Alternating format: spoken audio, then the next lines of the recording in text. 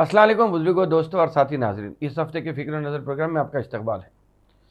कहाँ से शुरू करूँ, कहाँ से ख़त्म करूँ, ये सोच रहा था इस हफ्ते कहाँ बात करूँ या क्या बात करनी चाहिए। मगर शुरू करते हैं रमज़ान की आमद से। रमज़ान का महीना शुरू होने वाला है और अगला प्रोग्राम जब होगा, जब तक रमज़ान शुरू भी हो चुका होगा, तो ये है कि रमज़ान में जिस तरीक़े से हमें रहना चाहिए, डिसिप्लिन के साथ रहना चाहिए।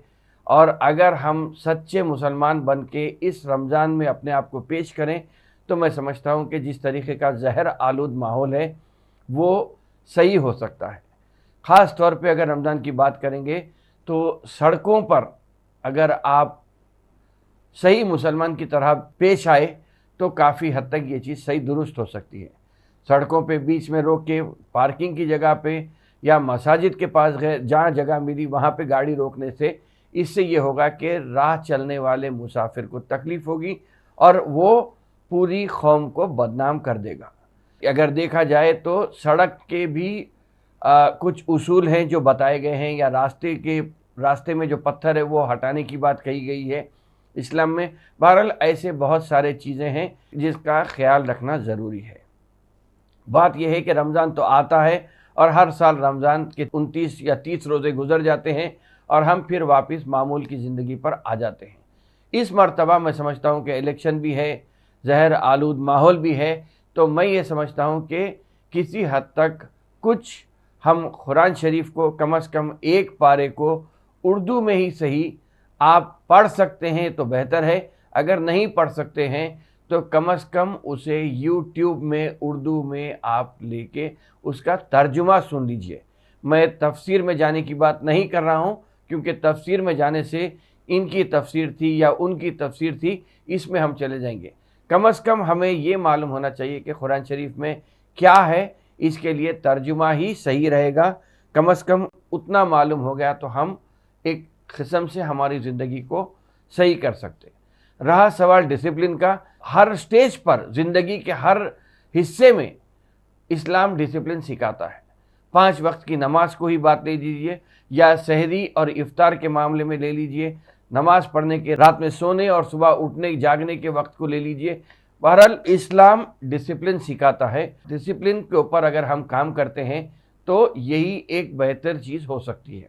रहा सवाल इस्लाम में जो या कुरान शरीफ में जो बताए गए हैं डायरेक्ट इंस्ट्रक्शन जो दिए गए हैं, कुरान में सबसे पहली चीज़ सूरह बकरा में ये बताया गया है कि ये कुरान शरीफ इंसानों के लिए नाजिल की गई किताब है, मुसलमानों के लिए नहीं है, इंसानियत के लिए नाजिल की गई किताब है। तो जब इंसान की बात आई तो ये है कि ये डायरेक्ट इंस्ट्रक्शंस है कुरान शरीफ में पूरी इंसानियत के लिए, पूरी दुनिया के इंसान के लिए ये एक इंस्ट्रक्शंस की किताब है। इसमें अगर हम बात करेंगे तो पहले एक 10 इंस्ट्रक्शन जो तरतीब में दिए गए हैं, उसमें यह है कि एक, आपकी बोल चाल या बातचीत में नरम रवैया रखा करो। दूसरा यह है कि गुस्से को अपने से कोसों दूर रखो, कभी गुस्सा आपके दिमाग में ज़बान पे छलकना नहीं चाहिए। तीसरी यह है कि दूसरों के साथ अच्छा बर्ताव करो। और चौथा यह है कि अगर आप घमंडी ना रहें तो बेहतर है, या गुरूर और तकब्बुर को अपने आप से काफ़ी हद तक दूर रखा जाए। दूसरों के गलतियों को माफ़ करना सीखते जाइए, या माफ़ करना सीखो, या माफ़ करते रहो। उसके बाद जब बात करोगे दूसरों से तो नरम लहजे में बात करनी चाहिए। सातवां यह है कि अपनी बातचीत में कम बातचीत करो, या अल्फाज को नाप तोल कर आप बात करने की एक आदत डाल लेना चाहिए। दूसरा यह है कि दूसरों का मजाक ना उड़ाया जाए। 9 यह है कि अपने वालिदैन की इज्जत व एहतराम करो, उन्हें उफ तक ना कहो। 10वां यह है कि कभी अपने वालिदैन की बेइज्जती मत किया करो। तो ऐसे चीज़ों में मैं समझता हूँ कि फ़िल वक़्त जो आम तौर पे हो रहा है कि हम वालिदैन के साथ कैसा रह रहे हैं, अपने अड़ोस पड़ोस के लोगों के साथ कैसा रह रहे हैं, ज़बान का लहजा हमारा कैसा है, ये सब चीज़ें ऐसी हैं जो आज मैटर कर रही है और इसी को लेकर हर आदमी ہمارے سے یا قوم سے نفرت کرنا ایک معمول بنا لیا ہے۔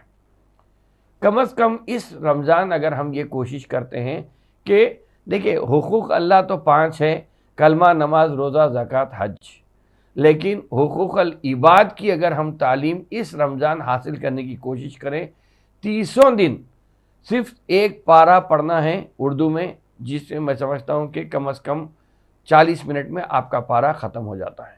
24 گھنٹے میں 40 منٹ اگر اس میں جاتے ہیں، اور اگر 20 منٹ بھی آپ یہ نکال لیتے ہیں کہ حقوق العباد کے بارے میں کیا کتابیں ہیں یا کہاں پڑھنا چاہیے یا یوٹیوب پہ دیکھنا چاہیے، تو 1 مہینہ اگر آپ سیکھ لیں گے یا سن لیں گے یا پڑھ لیں گے تو آپ کو بہت زیادہ چیزیں آ سکتی ہیں۔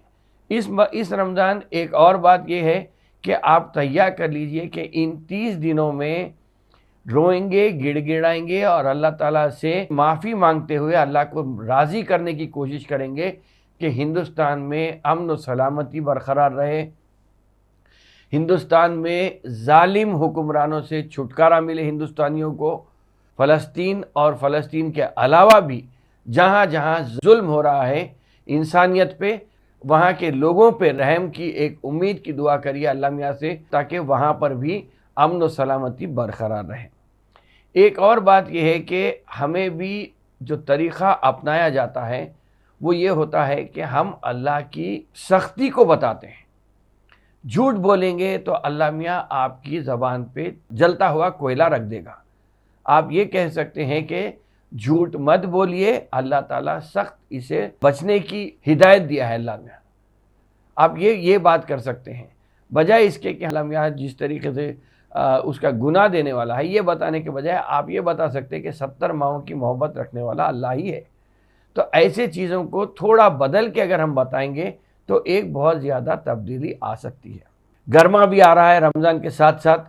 گرمی میں یہ بھی کہا جا رہا ہے کہ چونکہ ماحولیاتی آلودگی کی وجہ سے جو گرما ہو رہا ہے اس سے کافی لوگوں کو پریشانی ہو سکتی ہے، خاص طور پہ حاملہ خواتین کو بہت زیادہ پریشانی ہو سکتی ہے۔ اس کے علاوہ جسٹیشنل پری ٹرم ڈیلیوری ہو سکتی ہے یا جسٹیشنل ہائپر ٹینشن کی بات آ رہی ہے۔ یہ گورنمنٹ کا ایک ادارہ ہے جس نے یہ کہا ہے کہ اب جس طریقے کی گرمی ہو رہی ہے اس سے خاص طور پہ بہت زیادہ نوجوانوں کو پریشانی کا باعث بن سکتی ہیں۔ روزہ رہیں گے، کم پانی پئیں گے، کم پانی پینے سے گردے کے عارضے بھی ہو سکتے ہیں۔ بہرحال ایسے یہ پیش خیاسیاں ایسے ہیں یا ریسرچ ورکس ایسے ہیں، ریسرچ پیپر ایسے ہیں جس کو ہم نظر میں رکھتے ہوئے اگر آگے بڑھیں گے تو یہ ایک چیز ہو سکتی ہے۔ چونکہ سیاسی ماحول بھی گرم ہوتے جا رہا ہے، ہر اعتبار سے کوشش ہو رہی ہے کہ کون آج کس کے ساتھ ہے، کل کس کے ساتھ رہے گا۔ لوگ کبھی کسی کو گالی دیتے تھے تو آج انہیں بغل بچہ بنا کے گھومنے کی کوشش کر رہے ہیں۔ بہرحال ان چیزوں کو دماغ میں رکھتے ہوئے ہمیں احتیاط سے کام لینے کی ضرورت ہے، حقیقت کو دیکھنے کی ضرورت ہے، اور بجائے اس کے کہ ڈارک گلاسز لگا کے حقیقت کو دیکھنے کے، آنکھ سے حقیقت کو دیکھ کے سمجھ کے کام کرنے کی ضرورت ہے۔ چونکہ رمضان کے مہینے میں تشہیر بہت ہونے والی ہے، رمضان کے مہینے میں افطار پارٹیاں بھی بہت ہوں گے، تو اس کو بھی نظر میں رکھتے ہوئے کم از کم فلسطین کے مظلوم مسلمانوں کو ذہن میں رکھیے، ان کے لیے دعا کریے اور ڈسپلن کے ساتھ رہیے، اپنے ہم وطنوں کو منانے کی ایک کوشش کیجیے جس سے کہ وہ یا ان کے دل ہمارے تعلق سے نرم ہوں، ان کے دل یا ان کی جو تنگ نظری ہے وہ ہمارے تعلق سے کم ہو، اور جس میں یہ ہو کہ مسلمان ایسا بھی ہوتا ہے۔ رہا سوال، یہ سب تو رمضان ہو گیا، سیاست ہو گئی، گرمی ہو گئی، لیکن ایک اور چیز یہ ہے کہ آج ابھی اس ہفتے ریٹائرڈ پروفیسر ارون سی مہتا نے ایک رپورٹ جاری کی ہے مسلمانوں کی پسماندگی کے تعلق سے۔ یہ رپورٹ یہ حالات بتاتی ہیں کہ پھر بھی جنوبی ہند میں مسلمان کافی حد تک بہتر ہے، جبکہ شمال کی اگر ہم بات کریں گے تو ہر اعتبار سے وہاں پہ مسلمان پسماندہ ہیں۔ اب مسلمانوں کی پسماندگی کیوں ہے، اس کے حالات ہم سبھی جانتے ہیں۔ تعلیم سے دور ہو گئی، یا ہم 70 سال کی تاریخ کو دہراتے ہوئے ہمارا آج اور مستقبل کو خراب کر دیے۔ تو اب مستقبل بہتر بنانے کے لیے تعلیم اور روزگار کی سخت ضرورت ہے۔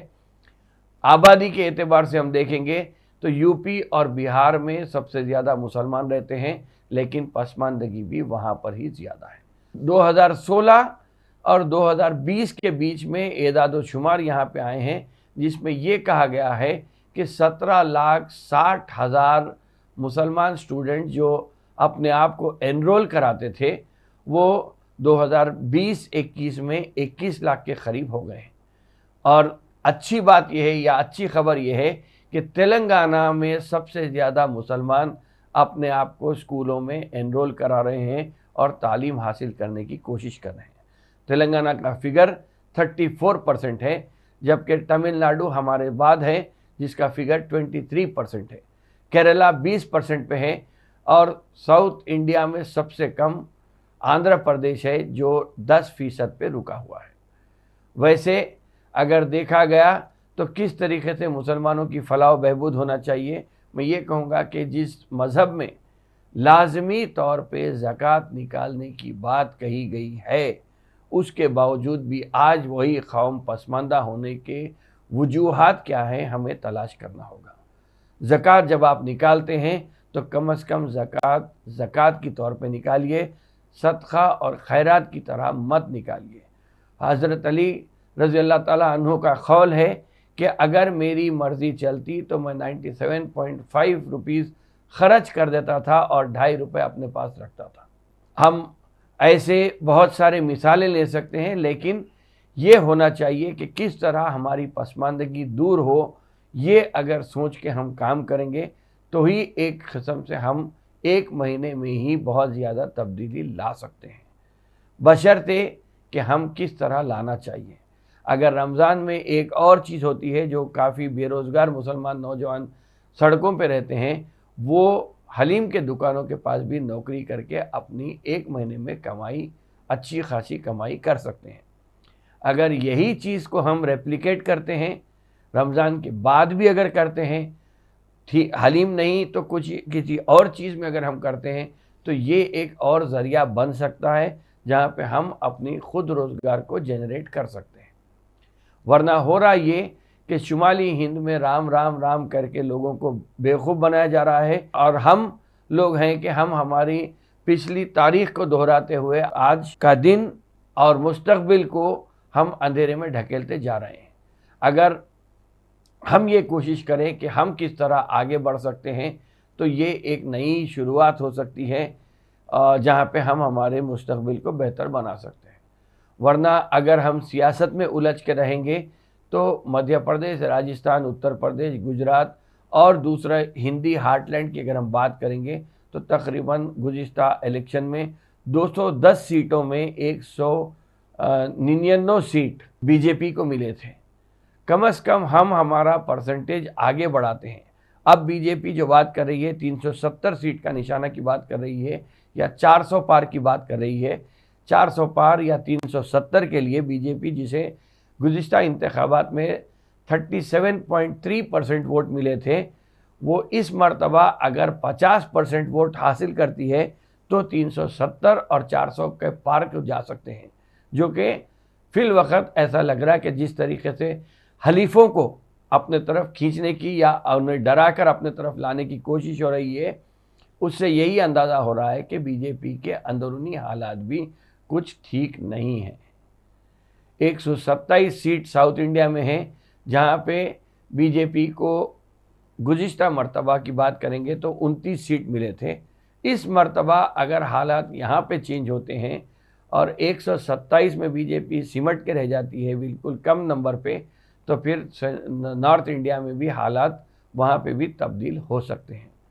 जिस तरीके की बात महाराष्ट्र और बिहार से आ रही है, बिहार में प्रशांत किशोर ने कहा कि इस मर्तबा बीजेपी का और नीतीश कुमार का डब्बा गुल होने वाला है।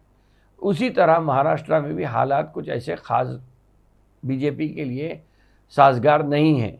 रहा सवाल राजस्थान, गुजरात, मध्य प्रदेश और यूपी का, यहाँ पे हालात अच्छे होने के लिए, हमारे लिए अच्छे होने के लिए मैं समझता हूँ कि वोटिंग परसेंटेज हम कम से कम 10% बढ़ाएं। किसको वोट देना ये सभी लोग जानते हैं, सबको अक्ल सलीम अल्लाह ताला दिया है।